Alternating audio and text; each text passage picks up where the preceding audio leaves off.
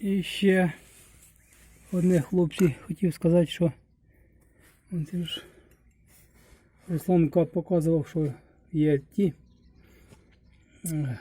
ну тут для подшипника упор є. На цьому движку геть немає ні фінта.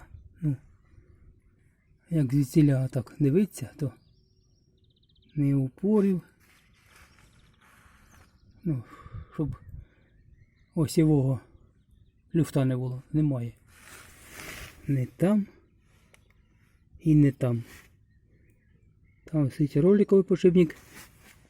Тут шариковий. І зараз покажу вам, що він не ходить. Скоріше за все стоїть отут за кришкою якась шайба регулювачна, і вона їх регулює. Ну а так ось зараз похитаю той вал.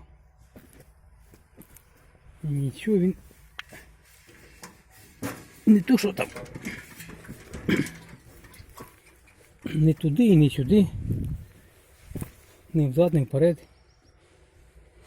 не осівого, не продольного, нема люфта.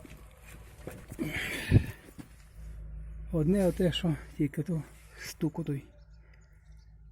Ну, придеться розбирати і зробити.